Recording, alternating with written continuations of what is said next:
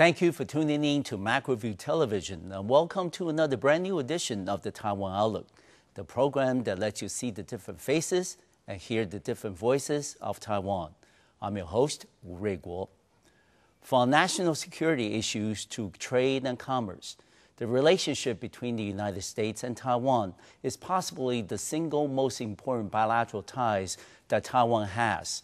And on today's program, we're delighted to have Mr. Bill Wiseman, who is currently the chairman of the American Chamber of Commerce in Taipei, to share with us his views about the state of the relations between the United States and Taiwan, and also the recent breakthroughs in cross-strait economic relations. Welcome to the program, Bill. Thanks, Ray. Great to be here. Okay. Well, Bill, let me start off by asking you a question about your capacity as the newly elected chairman of the American Chamber of Commerce in Taipei. What are your priorities in the year of 2011? 2011 is a big year. Yes. We just turned 60. Yes. So the chamber is now 60 years old, or 60 years young, as President Ma said. Yes.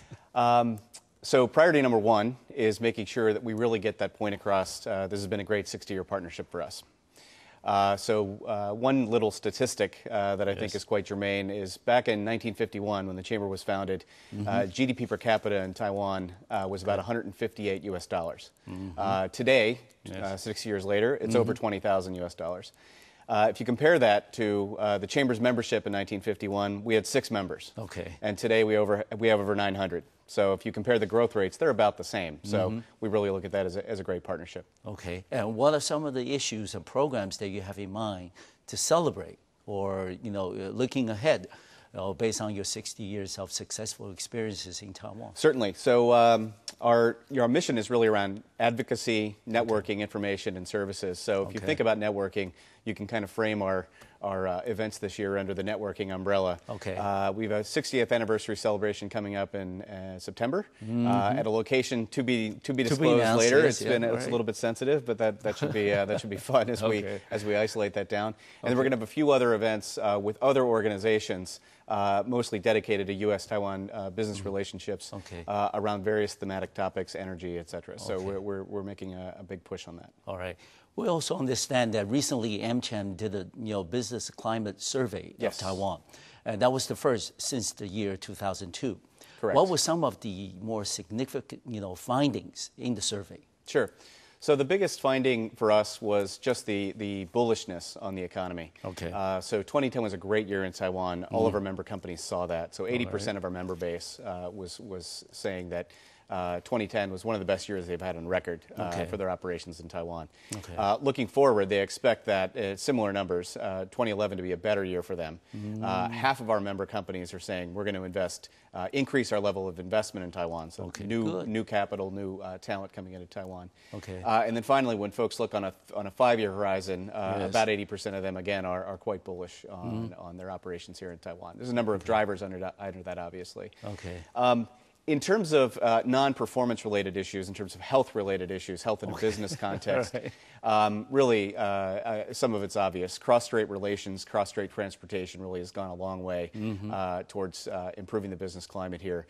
Continued improvements in intellectual property rights and intellectual property law have made some great strides. Okay. And frankly, the government is as open as they've ever been to listening to the business issues that we would like to bring to them, and they're quite committed to resolving those. Okay, good. And as we often hear our government, including the president, talking about the golden decade, ahead for Taiwan. What are some of the things that, in the survey that some of the respondents are more concerned with, whether Taiwan can stay the course and continue its, sustained economic growth? Interesting. So there's a couple of things that are concerning to our members. Okay. I'll say 3. So one is the sustainability of the macroeconomic recovery. All right. So what happens in Taiwan is extremely important to us. What happens globally is also extremely important to our members. Right now, that all seems to be on pace, despite the catastrophe in Japan, despite what's going on in the Middle East. Yes. Things are still going fairly well in terms of a global macroeconomic recovery. So that appears to be on track, but it is a concern that all of our members have. have. Good. Secondly, is availability of talent, and this is something that we're going to be pushing as an agenda quite hard this year. Good. What you have in Taiwan is a situation where you've got an extremely hardworking labor force that's extremely loyal, well-educated. Everybody knows the pros of the labor force in Taiwan. However, we have a couple of issues. Okay. Number one is just sheer quantity. The number of people, the number of talented people in terms of managers and engineers that you need to really do business in Taiwan, it's limited. And we crank out a lot of engineers out of the education program here. Yes. But it's not enough when you have companies in the science park hiring in the thousands per year. Yeah, that's right. You know, we're all competing for the same people, so that's a bit of a challenge. Okay. In addition to that, if you look at where the managers are, you know, 1 million Taiwanese are living in the mainland, and most of those folks are in managerial positions. So again, we've got a bit of a brain drain here. Yes. We've got competition for managerial resources here, and so it does become difficult to retain the top folks we have. Right. Now, some of those are obviously kind of graduates, that they go from a Taiwanese role to a Greater China role, and that we applaud that. That's fantastic. Okay. But in terms of continuing to grow business in Taiwan, managerial and engineering talent is something from a quantity perspective we have a bit of an issue in growing. All right, and there was a third? Correct, there was a third, and this is when we talk about, the reason I kind of chuckled at the beginning is because from a decade perspective, Yes. Some of these issues won't actually come clear for a decade. Okay. So some of these really are around, as I'll say it, most governments have a challenge with being short-term minded, and we're still kind of in the same mode. We have elections, major elections in Taiwan in 3 out of 4 years. What that leads to is a bit of short-termism, and so we've got some real challenges around, for example, energy. All right. 10 years from now, just by several folks' projections, demand will outstrip supply for energy. We've also got some regulatory caps on carbon emissions put forward. Yes. Everybody's very cautious on the nuclear front right now. Yes. We've got to solve a big energy problem before we have a crisis on our hands, because 10 years from now, we're just not going to have enough energy, and therefore we're not going to be able to grow business. So we've got to solve some of these issues. Okay. And people often say that last year, 2010, was the year of the ECFA.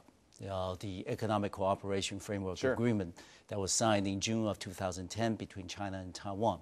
What were some of the response that you received in the survey from the people who participated in it, regarding this development across the Taiwan Strait as very positive or positive? So what we have here is a bit of a tale of what's great for Taiwan is great for business in Taiwan. Yes. So 80% of our member companies, I think it was actually 90% of our member companies, said that ECFA is going to be good for Taiwan. It's going to be good for Taiwan's economy. Okay. We had about 60% of our members saying ECFA was going to be good for them. Okay. So it's better for Taiwan than it is for our member companies. Now, if you think about what's underlying that, most multinationals that come to Taiwan, most American multinationals, we're not only American multinationals, but that's the great preponderance of our member companies. Yes. They're here for the Taiwan market. Okay. And they haven't really figured out, okay, what does ECFA mean for us? In addition to that, the early harvest list was fairly limited in terms of scope. Okay. So a few companies who manufacture glass or in financial services, this was a great boon to them. Okay. For others, we're still waiting to see what are the next 10, the next 300 list, things that go on the second list, right? Okay. So I think everyone's bullish on ECFA. Okay. However, we still have got a roadmap of additional industries, items, products, services that need to get on the list. Okay. And Bill, as you know, because of reasons beyond economic considerations, that Taiwan has been sort of marginalized in the last decade or so, and we haven't been really a part of the regional economy. And certainly one of the reasons or justifications for the government to sign ECFA with China was to, try to make Taiwan more integrated, at least regionally, with other economies in the region. And would you agree that this is, helping Taiwan to become more competitive and also in the process more integrated in the region?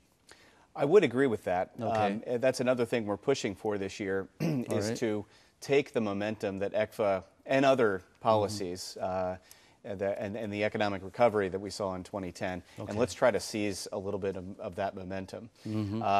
The way we're trying to address that is that we're trying to be able to explain to our parent corporations, because many of us are branch offices of a multinational company. Yes. we're trying to explain to them why Taiwan is a great place for business, why it's a great place for putting a regional headquarters. Okay. So you're now starting to see companies draw ties between Hong Kong, Singapore, Taiwan. It's in that included set in, okay, I need a base for regional operations. Okay. We're trying to put Taiwan back into that consideration set for a number of reasons, which are quite obvious. Rule of law, fantastic supply chain, big source of IT-related products, et cetera. So obviously, there's a challenge here that we've got a limited time to seize on this. There's a lot of competition. There's a lot of competition, but we see a lot of things going in the right direction. Corporate tax rates have come down quite substantially. Personal income tax rates haven't moved. That's creating a bit of a barrier to importing talent. That's right. But we see a lot of positive momentum here. Okay. And another thing that's going to be important for cross-strait economic relations this year is the so-called post-ECFA negotiation. In particular, I think even as we speak, there's possibly ongoing negotiations on the issue of mutual investment protection and also dispute resolution. With those agreements, once they are signed, will that help more American corporations thinking of coming into Taiwan, whether to set up, like you said, a regional office or do a joint venture with a Taiwanese partner, and then penetrate the massive Chinese domestic market? Would that be something that others will be following after? So this is a place where I think American companies are a bit behind. Okay, all right. Just recently speaking with MOEA, it turns out that the folks, the nation of multinational companies who have really seized on this are the Japanese. That's right. So the Japanese really figured this out. The statistic that I got quoted from MOEA was quite interesting. Of Japanese businesses that go to China directly, about 30% are successful, depending on how you define success. Okay. For Japanese companies that come to Taiwan, establish a base here, and use that platform to go into China, 70% of those ventures are successful. Okay. So more than double the success rate. Now, I think the Europeans and the Americans have to get on board with, okay, what have the Japanese figured out? How are we going to use Taiwan as that springboard? And I think the post-ECFA negotiations are only going to improve that. Okay. Like they said, more the merrier. Absolutely. Yes. We're going to take a break on our program, and when we come back, we will continue this very interesting conversation with Mr. Bill Wiseman, who is currently the chairman of the American Chamber of Commerce in Taipei. I'll see you in just a few minutes.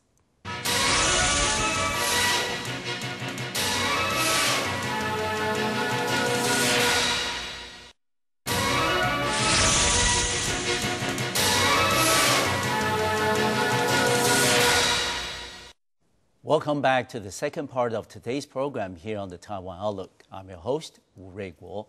We will continue our conversation with Mr. Bill Wiseman, who's currently the chairman of American Chamber of Commerce in Taipei. Bill, going back to that survey you did about the business climate in Taiwan, what were some of the responses that you received regarding Taiwan's economic competitiveness on the regional level? So, the first thing that folks wanted to talk about there, again, was availability of talent. Okay. So just to keep growth going, it's critical that we solve the talent challenge. There's a few underlying drivers we can use to solve that. All right. We'll come back to that in a second. The second thing has been it's been resilient ever since we did the survey in 2002. Okay. A lot of things have improved, cross-strait travel being one, cross-strait relations being another, intellectual property rights being a third that have improved. Okay. One thing that's sustained has been just the complexity of the bureaucracy in Taiwan. All right. There's a lot of bureaucracy. Of course. It's very difficult to be able to find a decision maker. Oftentimes there isn't one, there's multiple decision makers. Okay. Simplifying that is something that Taiwan has as a challenge relative to some of its competitive economies, which is much more streamlined in terms of government decision making. Okay. The other piece, which is, again, we've solved the corporate tax rate issue. Yes. The personal income tax rate issue is still significant. So this does tie into the talent. In terms of local talent, really no issue. In terms of importation of people from overseas, this is from a personal income tax perspective. Yes. It is a very high tax country, and so that makes it quite challenging to bring in competent people. If they look at the region, inbound talented professionals who are going to come into Asia, if they look at Singapore, Hong Kong, low-income tax regions, or they say, wow, China's a very interesting place. I hear that market is growing greatly. I'd like to go learn from that. Then that's attractive as well. So Taiwan's left with, from a personal perspective, what makes Taiwan attractive? Well, we don't have a great tax regime. The market's not growing at the rate China's market's growing. So what's the angle that Taiwan has? So that's again another source of frustration. Yeah, and also in addition to the personal income tax level, you also mentioned the retention of foreign talent is also difficult, in the sense that we may have a problem with in terms of establishing residency. Is that also an issue of a concern for the chamber? Residency establishment, not so much. We have lots of people who've been here for 10, 20 years, even longer in some cases, and that seems to be working out okay. To me, that's not so much a legal issue or a residency issue. It's much more, there are other options out there that are much more attractive to some people.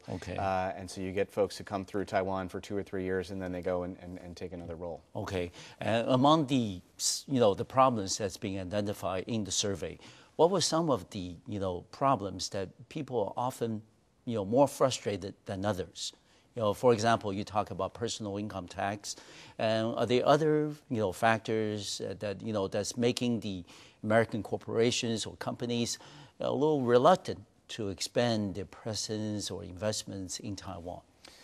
I'll say there's two things, and I'm a bit repeating myself at the risk of doing that. I think the amount of government bureaucracy is quite significant. And so if you're going to come into a sector in the economy where there's quite satisfactory regulation that isn't changing, you don't have any issue. But in an area which is driven in large part by consumer decision making, so financial services being one, retail establishment being another, legislation is constantly changing.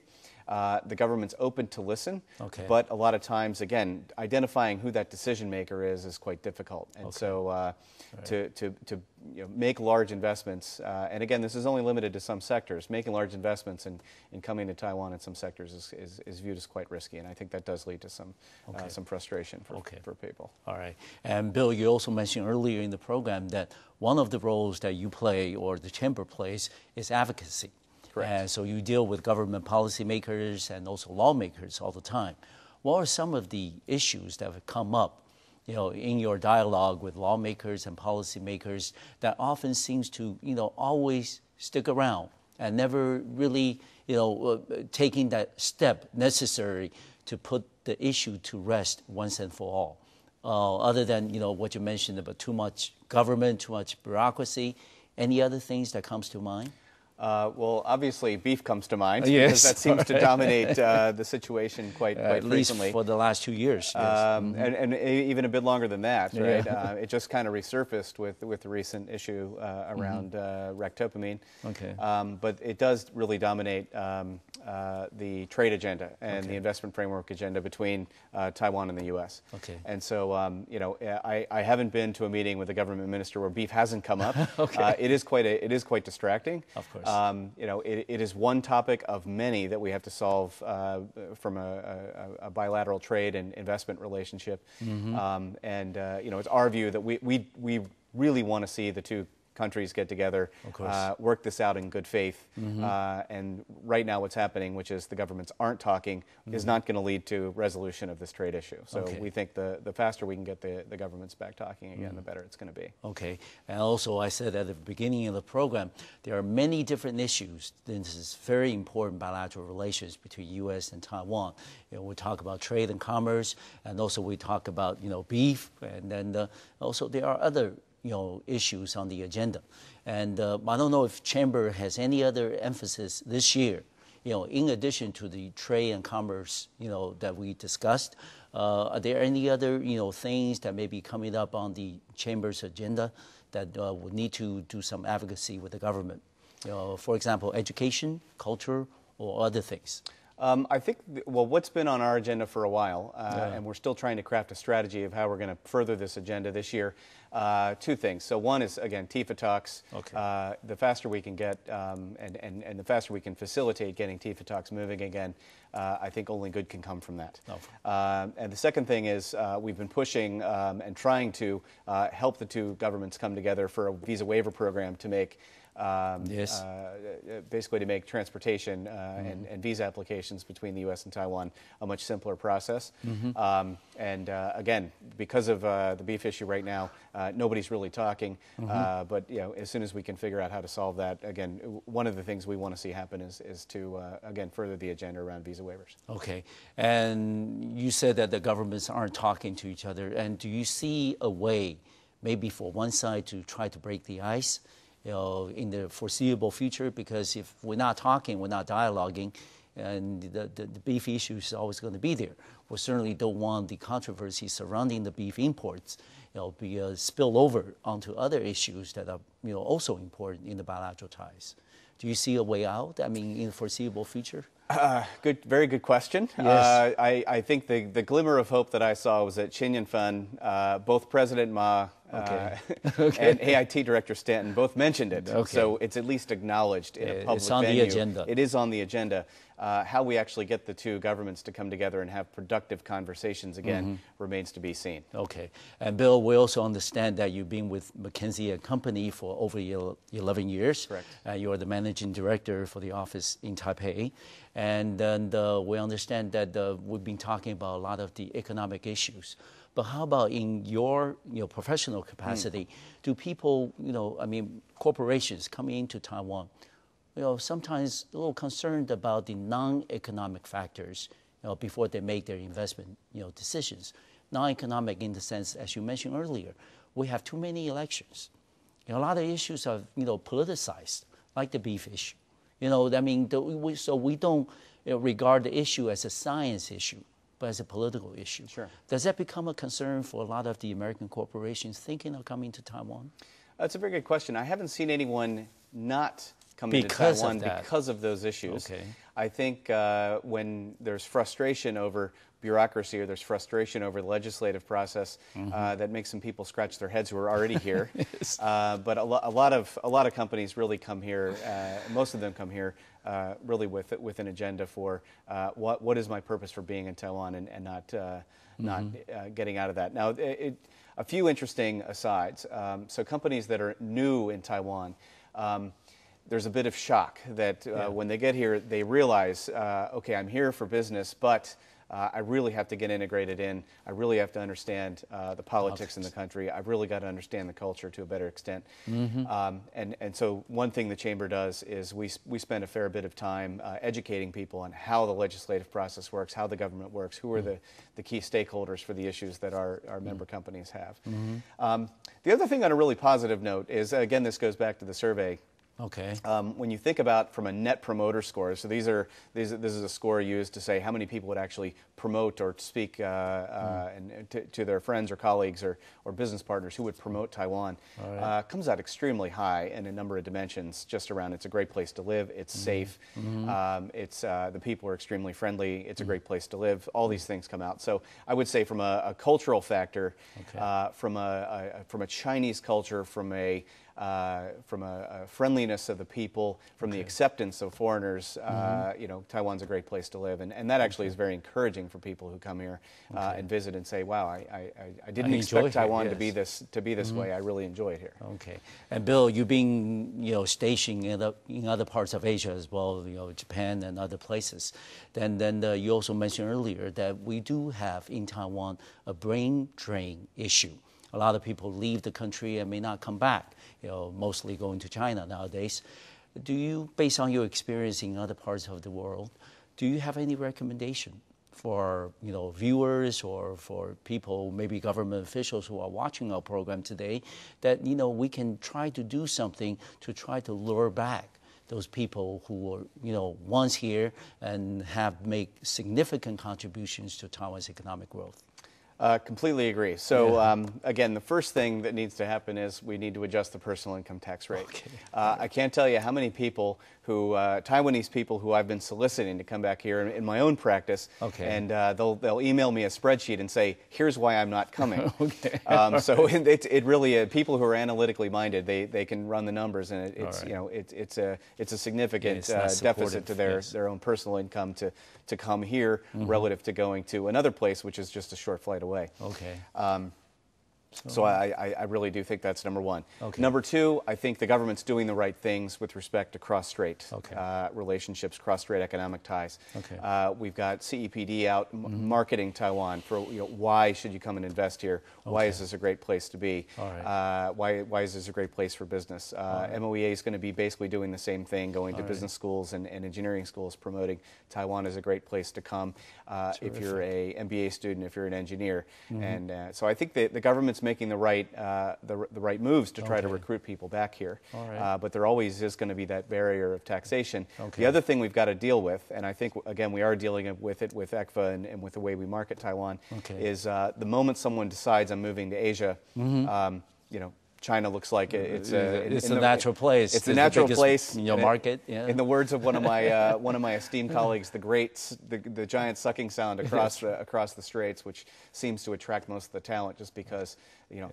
perceive that that's where the size and that's where the action is. Yeah. Okay, good. All right, we're going to take another break on our program, and we'll be right back and continue this conversation with Mr. Bill Wiseman, who is currently the chairman of American Chamber of Commerce in Taipei. I'll see you in just a bit.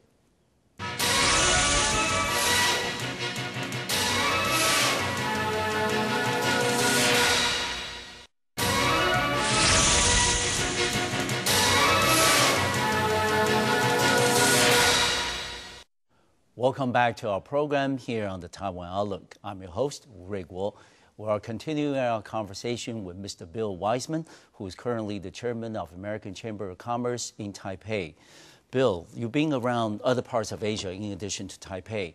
How do you compare, based on your own observation and experience, how do you compare the quality of workforce in Taiwan as to other places like China, Hong Kong, Singapore, and Tokyo, for that matter?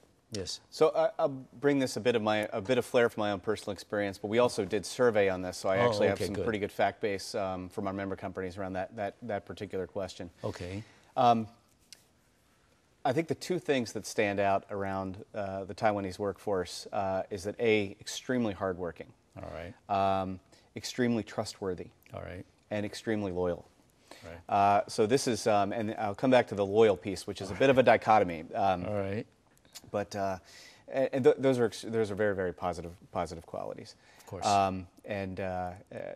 It's interesting when you go to pretty much any multinational that is starting to really ramp up employees here in Taiwan, and that happens to right now be in a lot of the high-tech industries. What you wind up seeing is that the productivity of the Taiwanese engineers is a multiplier, 2-3 times what it is overseas. Right. And I think part of that is that folks are willing to work longer hours here, and part of that's that we just have some really talented people here, which I think is great. All right.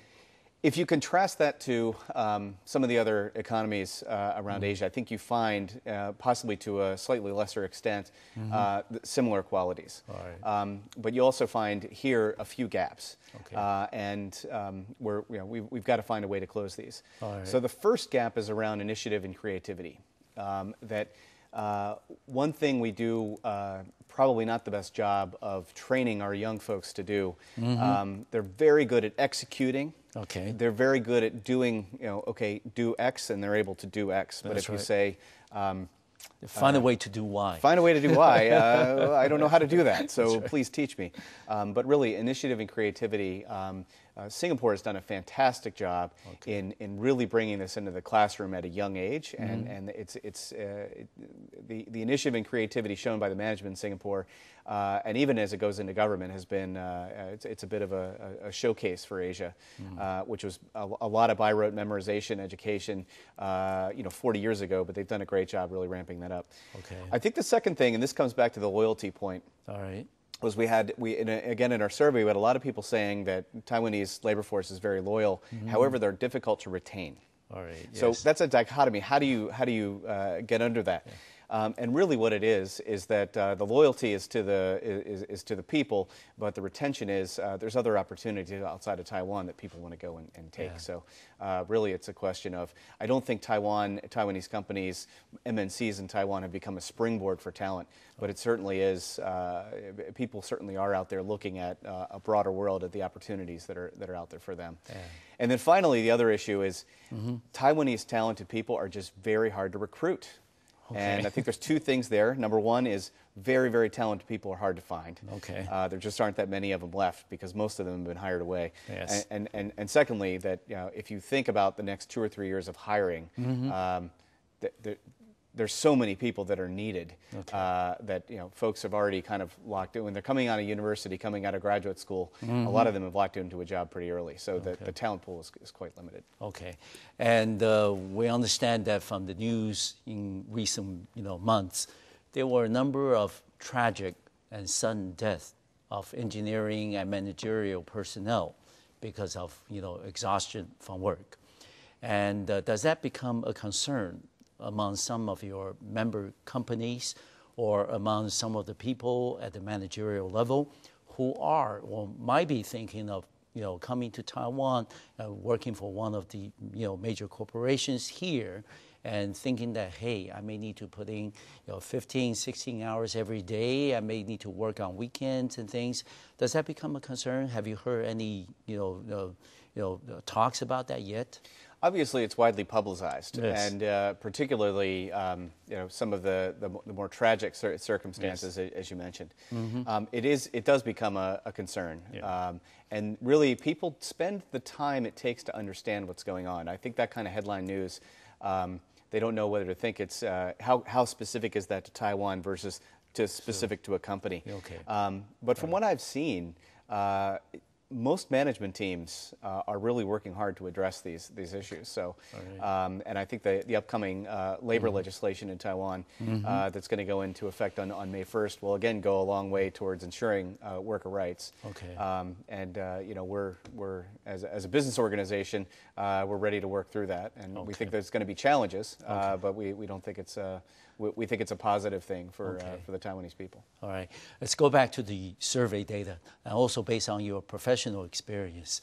What are some of the identified risks for foreign companies, especially American companies, before they make their investment decisions to come into Taiwan?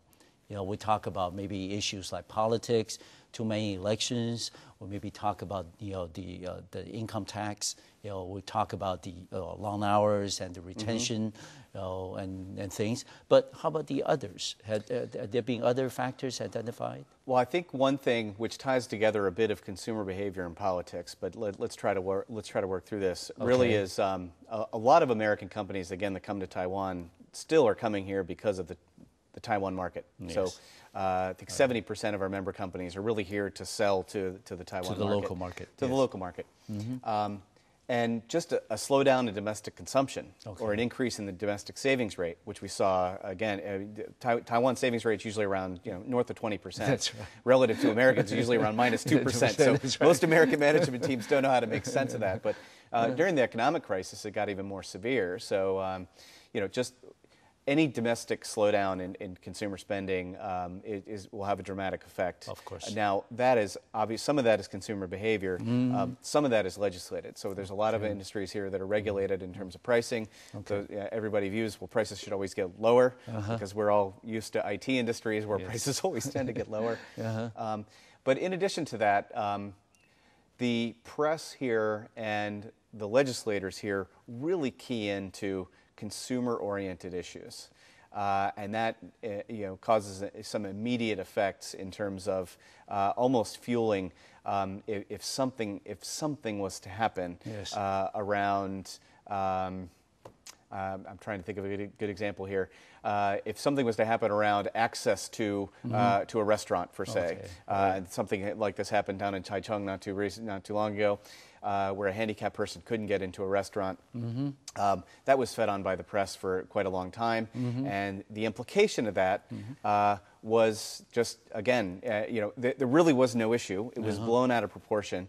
We had to make, company in particular had to make a few minor modifications. Of course. But really, that made business harder to do for everybody in the retail industry, because again, now we've got additional legislation, and some of that has purpose, but a lot of it has to do with, again, just rising the cost of doing business in Taiwan. So I think when you look at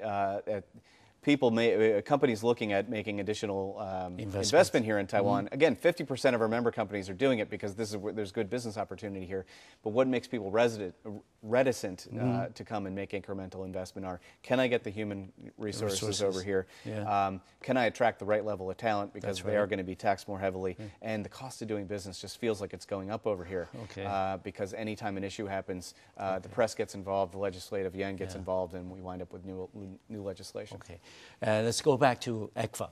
People say that by signing ECFA, that will really make the flow of capital and personnel between China and Taiwan a two-way traffic. But it hasn't really been that case, because it's a very long and uncertain process of trying to get some top engineering and managerial talents with Chinese passports to come into Taiwan and work. Do you see a way that the government is addressing this issue and trying to make truly Taiwan more part of the regional economy, both in terms of capital and personnel? So again, with ECFA, we're very pleased with what we see going on. We think the right negotiations are happening, but I think what you're hitting on is in trying to realize that vision, particularly around getting some more mobility of talent. We just frankly haven't seen it. And what we're going to need to see is, again, we have a talent issue here in Taiwan, and it's not a labor issue. It's a management and engineering issue, as you said. We've got to get access to, there's some extremely talented Chinese engineers and Chinese managers. Those people want to come to Taiwan, work in a Taiwanese company. We've got to find a way to make that happen. And right now, I've heard anecdotally that some people have been able to make it work. I personally haven't been able to make that work, not for lack of trying. But really, at some point, we've got to bring down these barriers, and really, it's going to be good for the economy in Taiwan overall if we can really, again, HR and talent is going to become a barrier to growth. We've got to find a way to unlock that, and opening up the talent market a bit more to China, whether it's through ECFA or some other legislation. I think it's something that has to be done. All right, let's keep our fingers crossed. Absolutely. Okay. We're going to take the final break on our program today, and when we come back, we will discuss with Mr. Bill Wiseman, currently the chairman of American Chamber of Commerce in Taipei, about their very important publication every year, the White Paper. I'll see you in just a few minutes.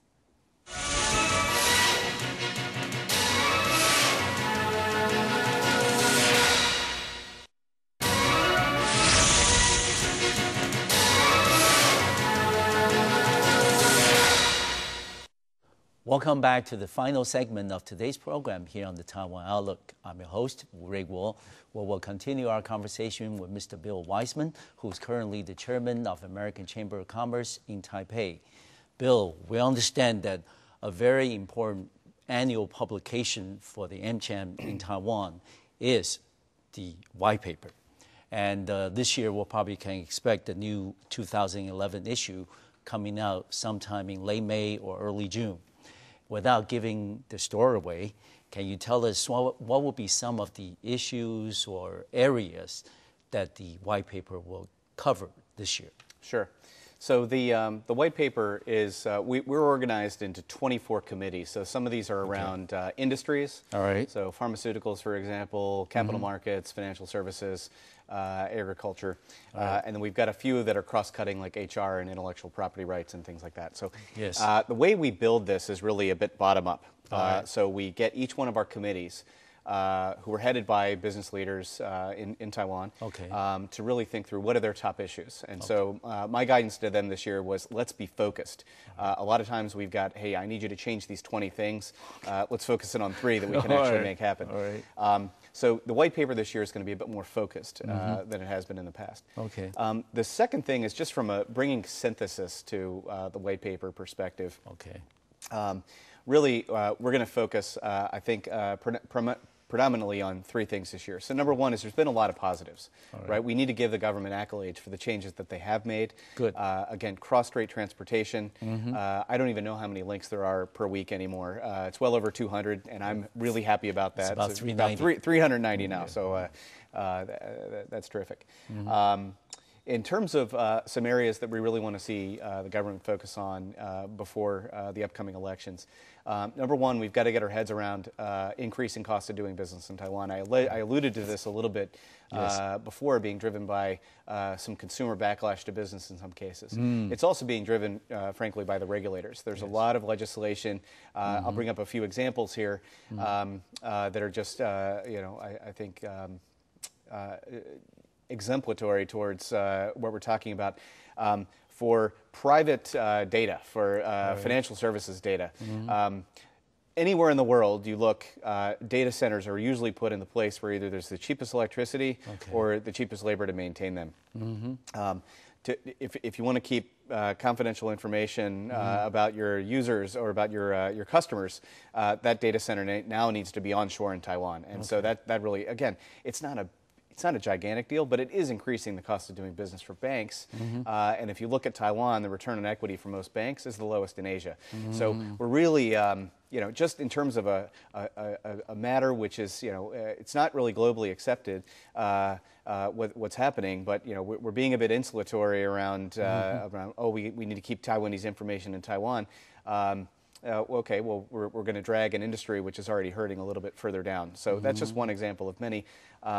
But we're going to list these issues out, but we need the government really to do what they can to stop increasing the cost of doing business here. We've talked a lot around talent. We're going to make some specific recommendations around talent. We've discussed these around we've got to open up this pipeline of talent to the Chinese market. And we obviously need to be selective. We're not naive, but it's a must-have. And particularly with some of the hiring requirements in the science parks around green energy, some of the government's initiatives where they want to really grow the economy, we're just not going to have the talent to be able to fill those jobs. So we've got to find them from somewhere. Whether we do that through reduction in personal income tax rates to make it more incentives, or we actually bring R&D incentives to Taiwan in a greater scope, or we open up a bit of a pipeline towards talent in China. These are things we're going to be pushing for this year in the white paper. Bill, you mentioned the fact that we're going to have a presidential election in addition to the election for the legislature. And maybe as a normal practice, that the MCHAM will visit the different candidates and try to exchange views with them on important national issues.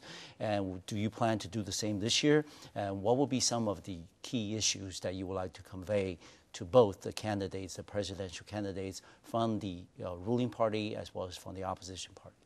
So it's a lot of so the answer is yes, of course. We maintain relationships with both parties. We're a nonpartisan organization.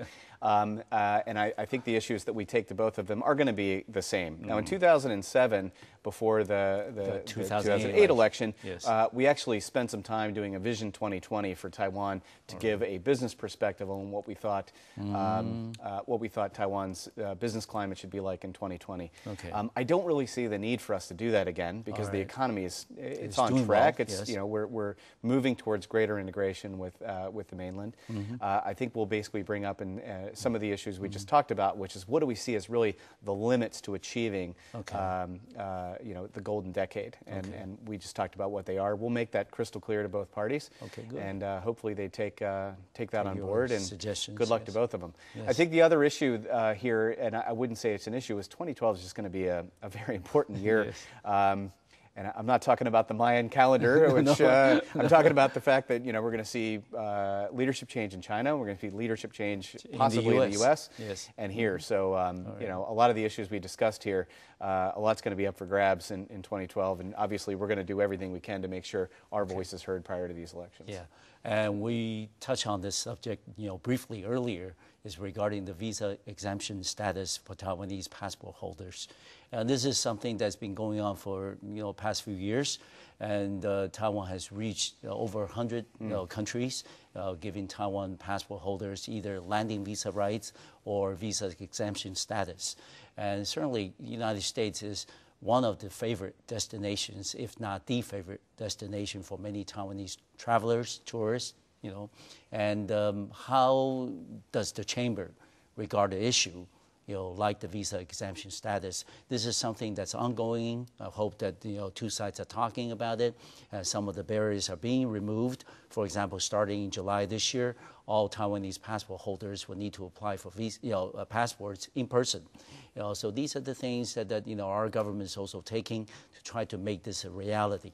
What is Chamber's position on that?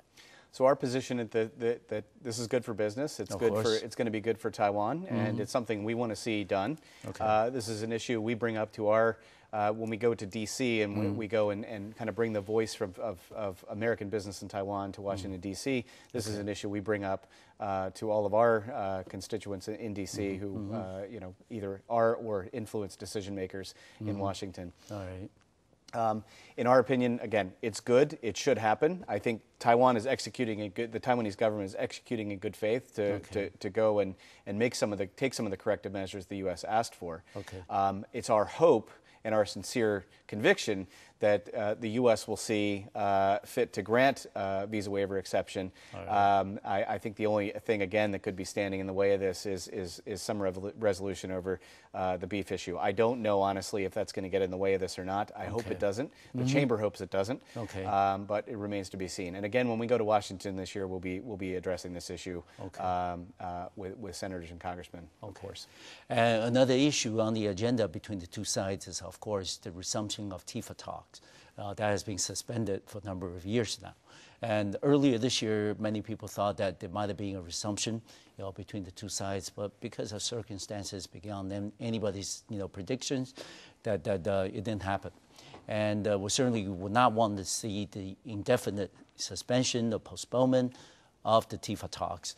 And does the Chamber sees any possibility of the two sides coming around on the issue and resume the ministerial talks between the two sides on trade and commercial issues, or does it have to go through with the resolution of the beef issue? Well, again, I think we've seen it officially in a non-official event get put on the table. So it's been acknowledged, at least. The issue's been acknowledged. In our view, we sincerely believe and hope that this can be resolved if both parties work together in good faith. Yes. We just need to make sure that happens. Okay. So again, our role in this is going to be trying to convince the decision makers on both sides, frankly, to come together and let's try to resume some talks here and get this moving. All right. Again, we'll be working towards this. Right now, I think it still is in a bit of a standoff, and hopefully something will break. Hopefully something will break. I think we're still gonna stay. We're gonna let things continue to cool down for a few months before we start to take action. Okay. We've discussed that in our government relations committee, and we hope that's the right strategy going forward. Right. But the final thing is we're trying to put together a session. An event in the fourth quarter of this year after our 60th anniversary, where we do hope to get cabinet level attendance at that event. And we haven't had a cabinet level visit from the U.S. in quite some time. I think it's almost been a decade. We think if we can actually get something like that to happen, again, that's a sign of good faith, and that'll start to help. But more on that in the future. All right. And we have about 30 seconds left, Bill. If you were to say to people who are thinking of coming to work and live in Taiwan, what would be your recommendation since you've been in Taiwan for almost 4 years now? I think I'd have two recommendations here. Number one is that this is one of the only places in Asia where you can go and ride a bike up a mountain and feel relatively safe doing it at 5:30 in the morning. So from a lifestyle perspective, this is a fantastic place to live. And the second thing is if you look around at industries really driving growth in the world. A lot of the leading companies are right here, and a lot of their operations are in the mainland. A lot of the management comes from here. A lot of the companies are based in Taiwan. So Taiwan's a place where there's a lot of global leadership from a corporate perspective, and it's a great place to do business. Thank you for being on the program today, Bill, and certainly want to wish you all the best in your personal and professional endeavors in the future. Thank you very much. Thank you. Thank you for watching our program today. I'll see you next time on MacroView Television. Thank you.